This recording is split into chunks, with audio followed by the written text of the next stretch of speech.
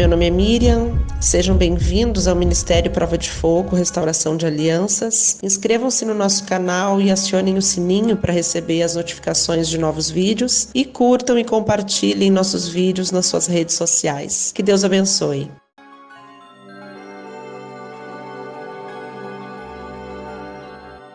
Olá, vamos então para o nosso quarto áudio, dando sequência nesse estudo, nessa pesquisa e estudo que nós temos feito sobre a ausência do pai na criação dos filhos.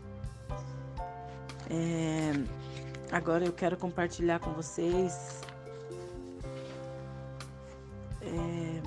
alguns versículos da Bíblia e eu quero falar para vocês, quero compartilhar com vocês a história de um homem na Bíblia que era um homem de Deus, que os filhos não eram convertidos por causa da atitude dele. Houve uma triste consequência. Então, nesse estudo da importância do pai na identidade da criança, eu quero compartilhar com vocês o que Deus, qual que é o propósito de Deus para a família, qual que é o propósito de Deus quando criou o pai de família. O desejo do coração de Deus é que você instrua os seus filhos, que você corrija os seus filhos. Se tem uma coisa que um pai não deve aceitar, é a terceirização da educação dos seus filhos. Nós estamos vivendo num tempo difícil, onde os pais não têm tempo para criar os filhos. Educar filhos requer tempo e dedicação. Então não se tem tempo para isso. A gente vê muitas crianças totalmente descontroladas, crianças que gritam com os pais, crianças nas escolas gerando problemas, crianças sem limites, sem educação nenhuma. Por quê? Porque o pai e mãe não têm tempo para isso. Eles estão querendo terceirizar.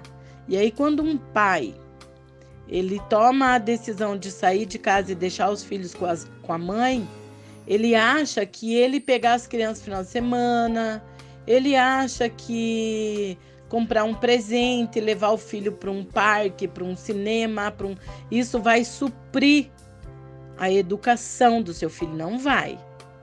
O filho vai se contentar e a criança não tem o discernimento para na hora dizer para você: pai, ao invés de você fazer isso, eu prefiro que você volte para casa.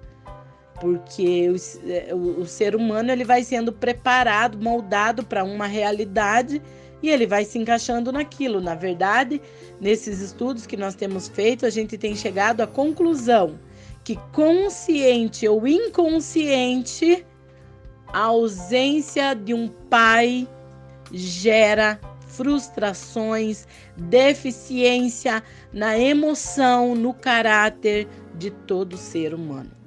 Então, na Bíblia, a educação das crianças é de responsabilidade dos pais. Os pais têm o dever de ensinar seus filhos sobre Deus. Essa é a parte mais importante da educação de uma criança. As coisas que as crianças aprendem desde pequenas vão orientar o resto de suas vidas. Por isso, a educação das crianças é um trabalho muito importante. Nenhuma educação é perfeita, mas o ensino moral baseado na Bíblia é um bom alicerce. Efésios 6:4 diz assim, pais, não irritem seus filhos. Antes, criem-nos segundo a instrução e o conselho do Senhor. Um texto que eu acho maravilhoso e que para mim assim é de suma importância, que o próprio Deus está declarando nesse texto, o que realmente Deus espera de um pai. Tá lá em Deuteronômio 6, do 6 ao 7, que diz assim: que que todas essas palavras que hoje lhe ordeno estejam em seu coração. Ensine-as com persistência a seus filhos. Converse sobre elas quando estiver sentado em casa, quando estiver andando pelo caminho, quando se deitar e quando se levantar. Então, esse áudio eu quero falar para você sobre a questão de um pai presente, mas que se torna negligente. E às vezes essa questão do pai negligente, o pai omisso, o pai que não se posiciona, é porque às vezes o próprio casamento, a pessoa com quem você escolhe se casar, também não vem de uma educação que foi treinada na infância, que foi, ela teve princípios e valores em relação a como ela foi criada e tal. Então, quando se une duas pessoas, às vezes, que ambas têm as deficiências da criação na infância e que elas, por não saberem, elas acabam repetindo os mesmos erros com os filhos. O meu desejo é que esse áudio chegue para pais e mães que os filhos ainda estão pequenos em casa, porque o que eu quero ressaltar aqui é muito importante. Como eu estava compartilhando com vocês, eu sou casada faz 22 anos e o meu caçula vai fazer 18 anos agora, em abril. Então, os meus filhos já estão todos adultos, né? Assim dizendo. E dentro da minha casa sempre foi muito forte, como a mulher já por si só, da natureza, ela tem o dom de falar, né? Fala demais.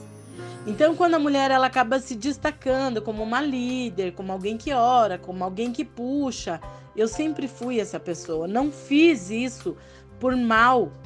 Eu, na minha inocência, dentro do conceito que eu tinha, que eu já tinha assim um propósito no meu coração de ser melhor do que o que a minha mãe foi comigo.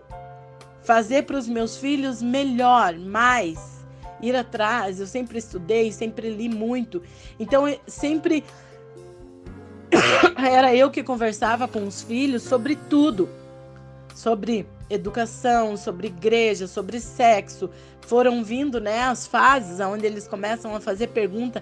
E o que acontecia? Eu e o meu marido, por achar que isso, no meu entendimento, eu achava que esse era o certo. E não é que eu estivesse errada, porém, o meu esposo se acomodou de ver que eu fazia isso. Só que ele também não fez por mal. Ele achava que era o certo. Hoje, quando eu vejo os meus filhos adultos, e eu me lembro de tudo que eu ensinei para eles, e que tem algumas coisas que eles... Hoje, assim, depois de adultos, eu percebo que eles não assimilaram 100%.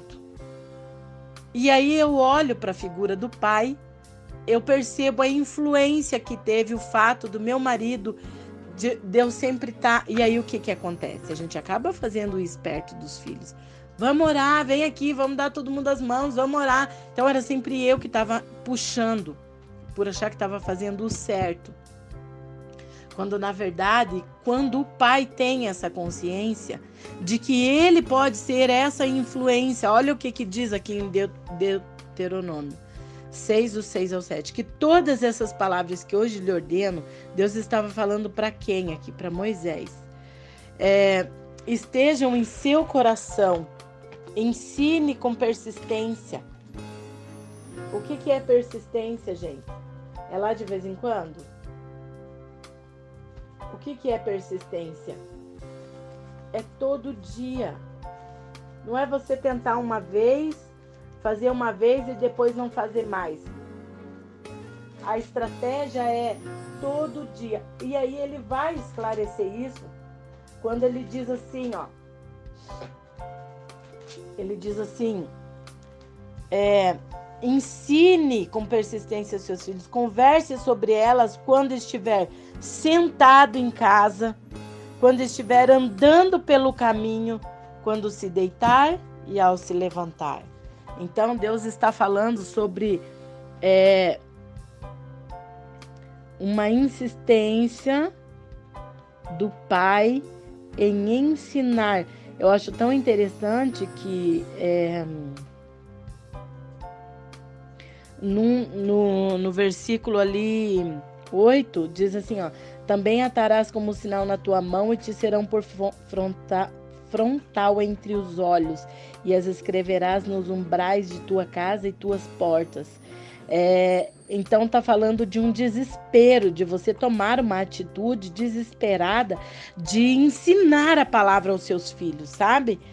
Aqui ele fala sobre essas estratégias, né? O sinal na tua mão, frontal entre os olhos, nos umbrais de tua casa.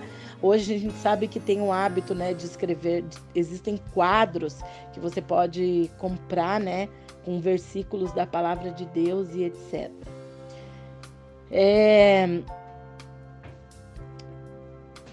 Então, eu vejo assim que Deus, ele tá orientando justamente isso. E a diferença que faz na vida de um filho. Você quer que eu te dê um exemplo? Eu não sei se você conhece essas pessoas que eu vou citar o nome delas, mas se não conhece, é um convite para você conhecer, para você ver o que eu estou falando.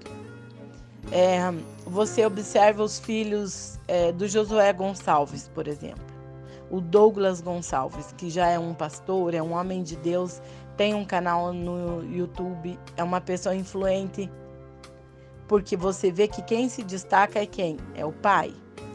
Você olha os filhos, vamos dizer, do Luciano Subirá, que o menino acabou de se casar, não sei exatamente o ano, sei que esse ano foi que eu vi na internet, não sei se, agora não me lembro da data, mas você vê que testemunho lindo, o namoro do menino com a filha do Abe Uber, que é outro também referencial hoje no Brasil de liderança cristã.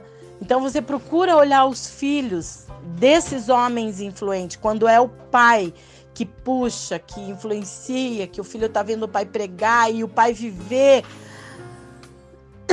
aquelas verdades. Até o Josué Gonçalves com o Douglas Gonçalves tem uma história linda deles, quando o Josué quer escrever um livro sobre família e alguém diz para ele: por que você não dá o teu livro para o Douglas prefaciar?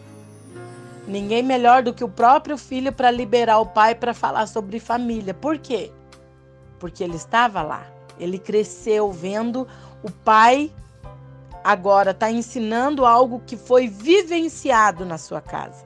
E é lindo quando você lê o que o Douglas escreve atrás, dizendo que ele autoriza o pai dele a escrever, porque o pai dele realmente é essa pessoa que tem autoridade nessa área para ministrar. Então, quando você olha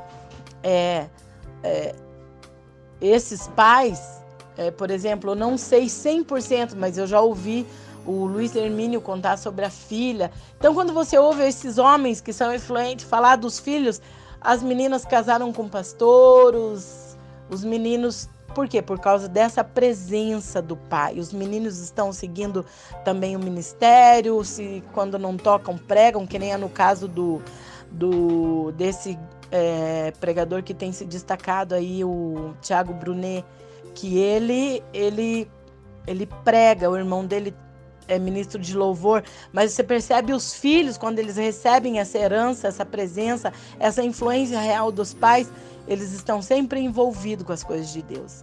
Então, quando existe uma omissão do pai, mesmo quando esse não faz por mal, mas ele está ali, talvez a justificativa seja assim: porque eu não recebi do meu pai, então eu não posso dar para os meus filhos. Seja você a influência positiva nessa geração.